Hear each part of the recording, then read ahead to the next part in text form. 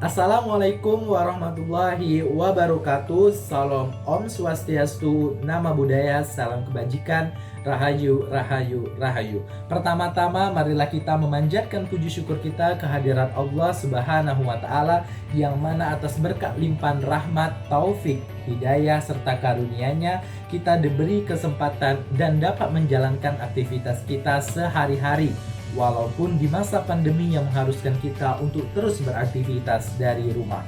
Selain itu, salawat beserta salam tetap tercurahkan kepada junjungan kita Nabi besar Muhammad Sallallahu Alaihi Wasallam dengan mengucapkan Allahumma sholli ala Sayyidina Muhammad wa ala ali Sayyidina Muhammad. Pada kesempatan kali ini, saya Azon Rifai dari kelas 11 MIPA 1 akan menyampaikan uraian mengenai pendidikan di masa COVID-19. Seperti yang kita ketahui semuanya, bahwasannya pada saat ini seluruh negara di dunia, termasuk di Indonesia, sedang ditimpa oleh suatu bencana. Bencana tersebut berbentuk wabah yang dikenal dengan istilah virus COVID-19 atau yang biasa kita sebut juga dengan virus corona. Virus corona sendiri dikategorikan sebagai pandemi, yang berarti epidemi penyakit yang menyebar di wilayah yang luas, misalnya di beberapa dunia atau seluruh dunia. Pandemi COVID-19 ini telah membuat seluruh negara membuat kebijakan mengenai tentang melakukan kegiatan atau aktivitas dari rumah. Salah satunya adalah negara Indonesia. Pandemi COVID-19 sendiri sudah hampir 1 tahun 7 bulan lamanya mendera atau memukul bangsa Indonesia sejak pemerintah mengumumkan bahwasannya infeksi virus corona pertama di Indonesia pada tanggal 2 Maret 2020. Tidak hanya menciptakan krisis kesehatan pada masyarakat, faktanya virus corona sendiri juga secara nyata mengganggu aktivitas pendidikan nasional. Penyelenggaraan sistem pendidikan nasional mengalami transformasi dalam berbagai lini kegiatannya, termasuk kegiatan pembelajaran yang seluruhnya terpaksa berlangsung secara daring atau online.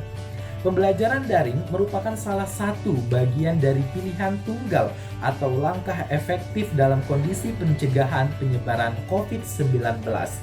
Dan penyebaran ini dalam penggunaan pembelajaran secara daring memberi warna khusus pada masa perjuangan melawan virus COVID-19. Bahkan bentuk pembelajaran ini juga dapat kita maknai sebagai pembatasan akses pendidikan. Pendidikan yang lumrah yang biasanya dilakukan berlangsung dengan offline interaksi antara seorang guru dengan murid.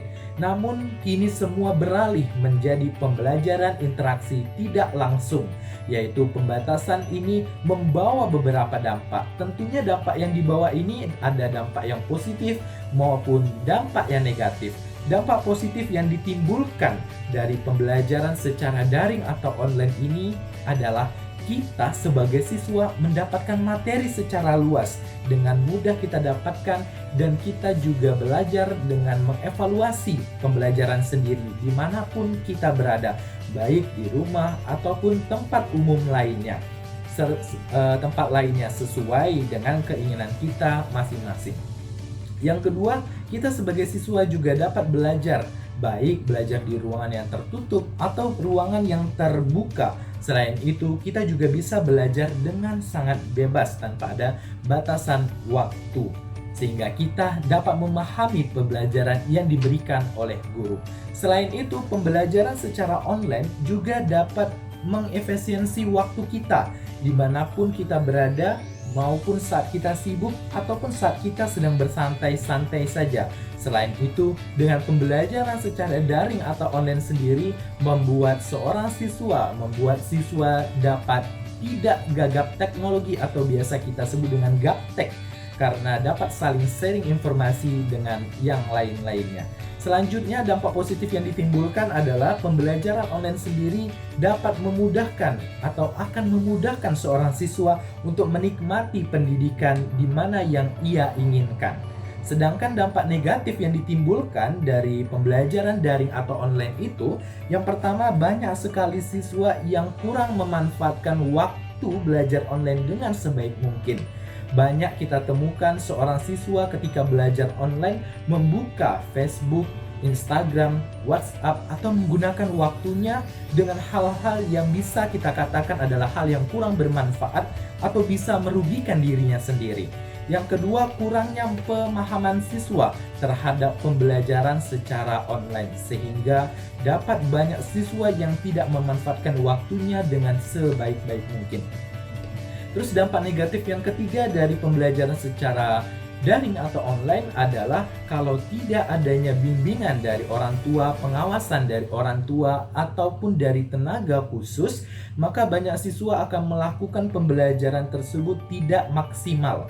Mungkin hanya ada satu target, satu tujuan yang ingin dicapai oleh siswa tersebut, yaitu seperti absen saja. Ketika sudah absen, ya sudah begitu saja. Selain itu, mungkin masih ada juga siswa yang masih gagap teknologi. Makanya dengan itu diperlukanlah bimbingan dari guru pendidik, dari tenaga khusus maupun pengawasan dari orang tua. Marilah kita menggunakan waktu kita dengan efektif dan seefisiensi mungkin untuk mewujudkan pembelajaran online yang baik. Demikianlah uraian mengenai pendidikan di masa pandemi yang dapat saya sampaikan. Apabila terdapat tutur kata saya yang salah dan kurang berkenan, saya memohon maaf yang sebesar-besarnya. Dan saya akhiri dengan wassalamualaikum warahmatullahi wabarakatuh. Salam Om Santi Santi Santi Om. Nama budaya, salam kebajikan.